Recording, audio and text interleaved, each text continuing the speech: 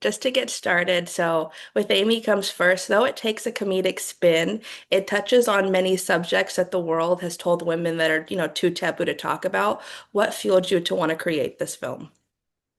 Well, the reason I wrote this movie is because it's an autobiographical story that I was totally embarrassed about. So, of course, I had to write it down for my own sanity.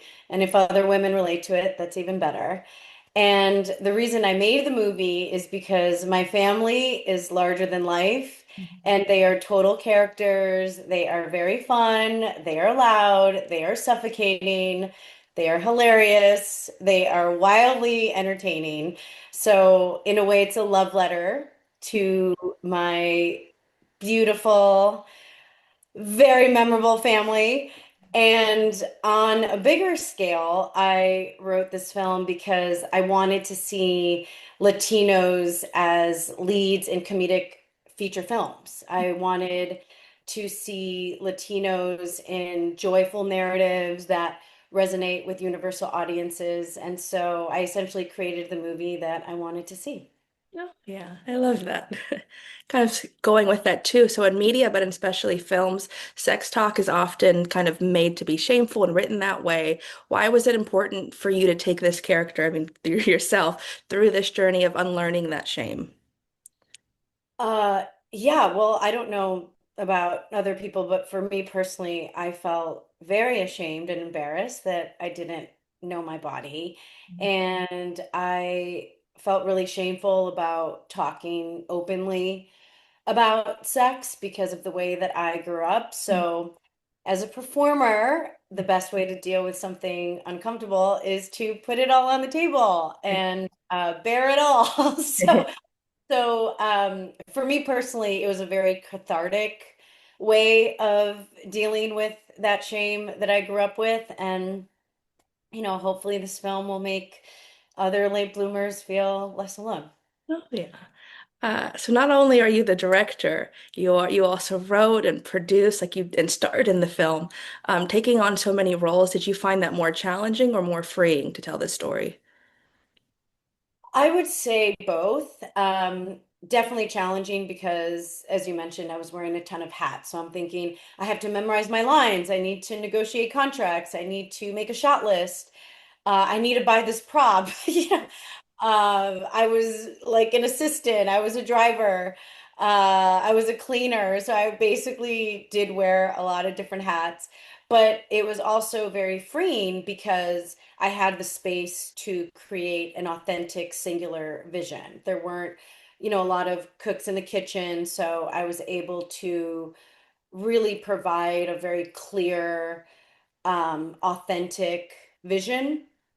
Now, that being said, I would not have been able to execute this vision without my incredible team, my producing partner, AJ Mendez, who helped me craft the story, my wonderful cast, Alfred Molina, Olga Meredes, Lamorne Morris, Yvonne Monreal, and Noel G, who absolutely brought their magic.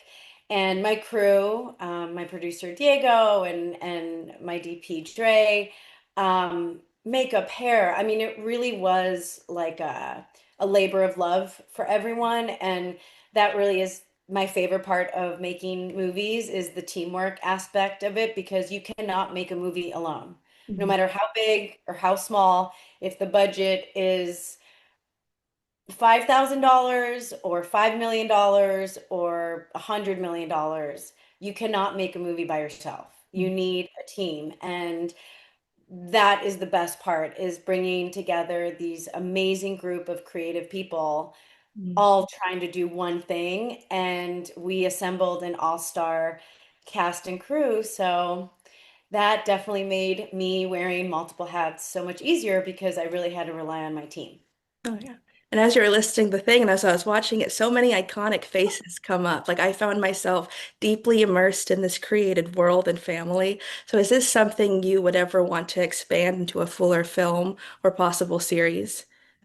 Oh, well, first of all, I love that because that's the whole goal. Once you watch this movie, my family is now your family. So welcome to La Familia. And yes, I mean, we're very open to a longer feature length film or a show. And we are exploring all options. And let's just say that you are not the only person asking this question. Oh yeah. Fingers crossed. I'm like, wait, I want more. I need one. Oh, good, good, good. It's great to hear. That was your goal, leave you wanting more. Kind of in the same regard, so Scrappy Heart Productions was created to be the change you want to see and to be representation. What more can you tell us about the company and what you hope for the future with you guys? Thank you so much for asking. Yes, Scrappy Heart Productions was founded by AJ Mendez and myself to create the stories that we didn't see as kids. As you mentioned, we created Scrappy Heart to celebrate diverse perspectives with universal themes and make underdogs the heroes of their own stories. Because growing up, we didn't really feel like we were represented on screen, so we just became those characters for ourselves.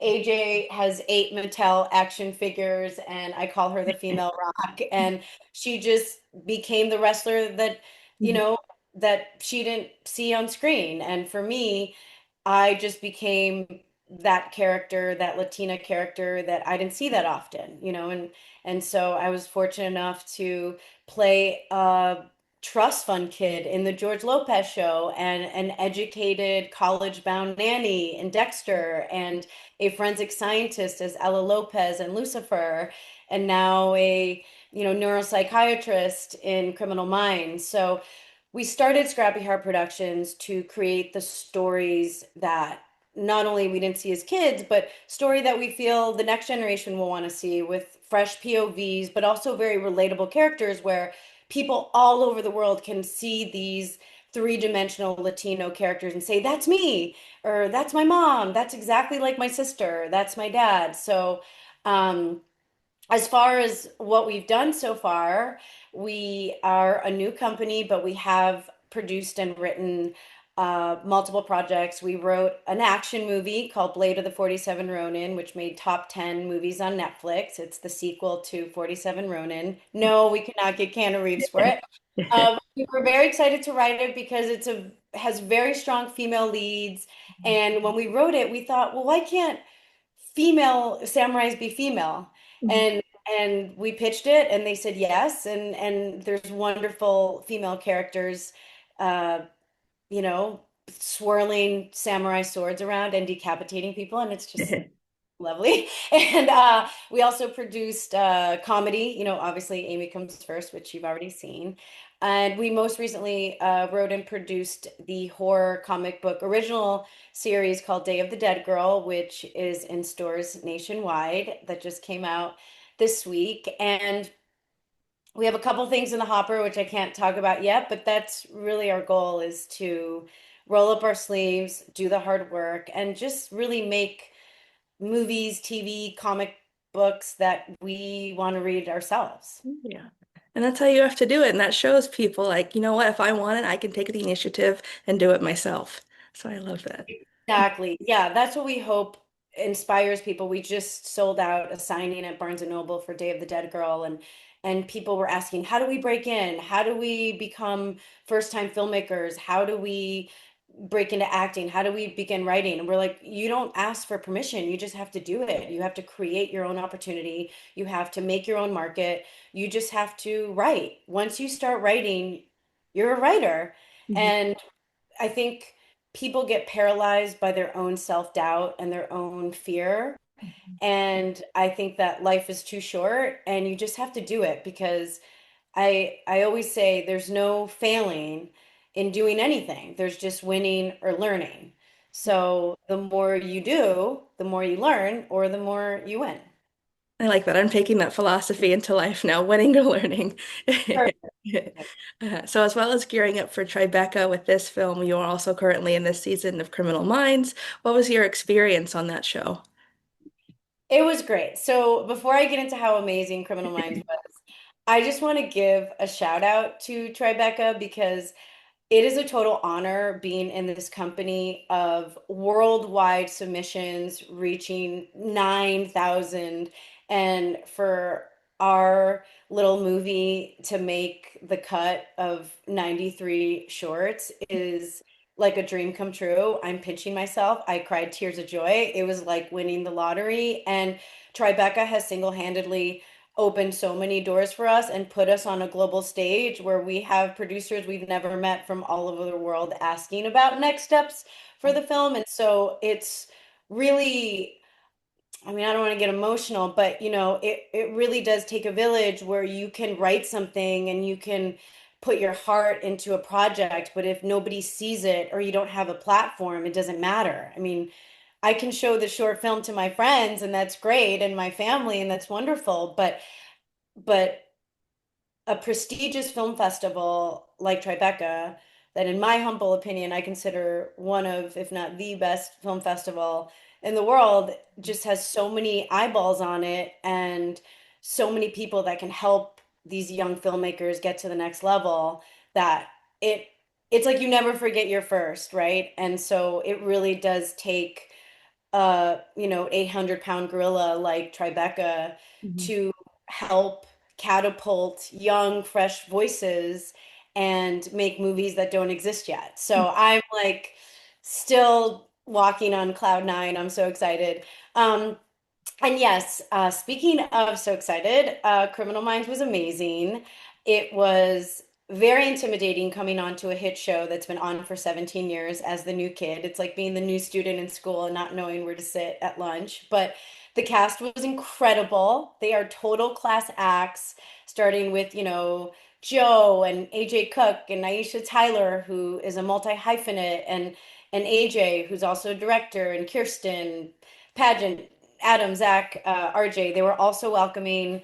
The showrunner, Erica Messer, is a complete class act and wonderful leader. There is a lot of blood on that set, so I would randomly be walking to my scene and see a dismembered arm or No. dismembered leg. And at first, it is jarring because your first instinct, the makeup team is so good that obviously it looks so real, and even dummies looked like real people, and they were contorted in really strange shapes. And I was very concerned for this individual, and then I realized it was a dummy. And then by the end of shooting Criminal Minds, dismembered limbs and bloody body parts was just a Tuesday. So you really become a bit desensitized to all the gore because it obviously is Yeah. whew, not for the faint of heart. But I was very grateful to play Dr. Julia Ochoa and portray a top Latina neuropsychiatrist. So that was really fun, and it's currently, I think, the number one show on Paramount Plus. Yes, it should be. You are incredible on that show. I love the sass that she brings, and it adds a little fun spunk to it. But also, Oh, thank congratulations you. on Tribeca too. Like this, like you were just talking about, so incredible that it's able to, give voice to people and to give opportunity. So I'm glad that you get this experience now too. Yeah, well, thank you too, for getting the word out. I mean, it really does take a full team and a full village. So Tribeca will just always have such a special place in my heart because it's freaking Tribeca, it was founded by Robert De Niro. I mean, it's just I can't say the word Tribeca and not smile.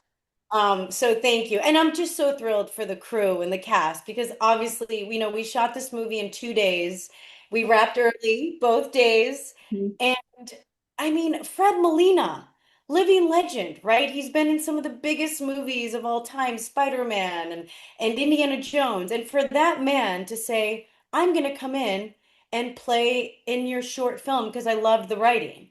And Olga Meredith, who's a Tony-nominated actress and starred as Abuelita in Encanto, and Lamorne Morris, who literally just won an Emmy. The day after he won an Emmy, I called him and I said, Lamorne, I know you just won an Emmy, but you're still available for if we make this into a full-length feature, right? And he's like, of course, of course. They didn't say about that. No, they're lovely.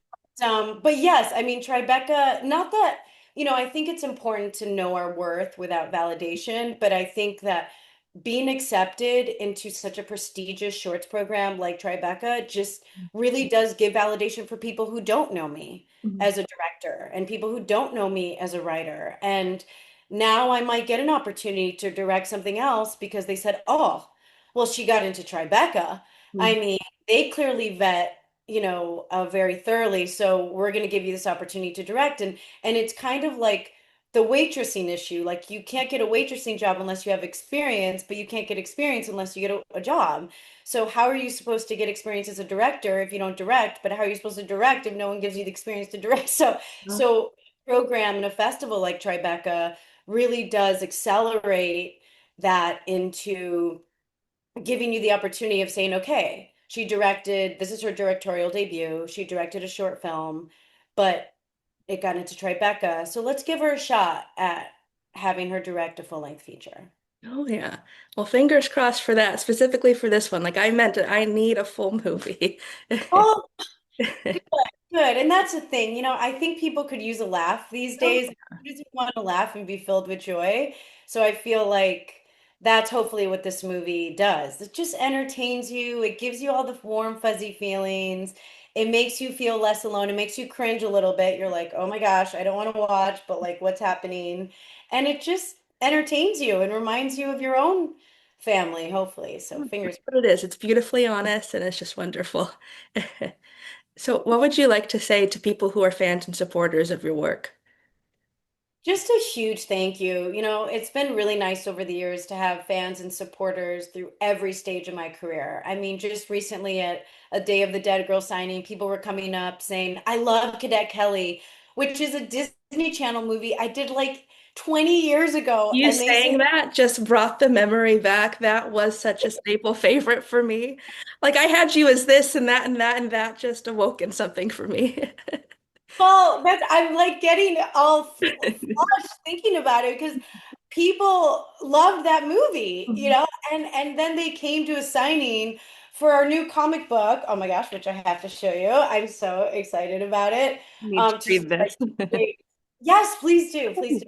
But it's so cool that they have been around since Cadet Kelly, and now they're around, through Greetings from Tucson and Trauma, which was a show that I only did one season of because we got canceled after a season, but RoboCop and Dexter and Lucifer and now Criminal Minds and Wonder Woman and oh, this is our black case cover here. But they've just gone on this journey with me, and I've been in the game a really long time. So to my fan and supporters, they have ownership over my career. They are the reason I have a career. What am I going to do? Act to myself? I mean, no. So they are the reason that I'm here, and it's been such a joy to just go on this journey with them. So to my fans and supporters, just a huge thank you, Dankeschön, gracias, grazie, arigato,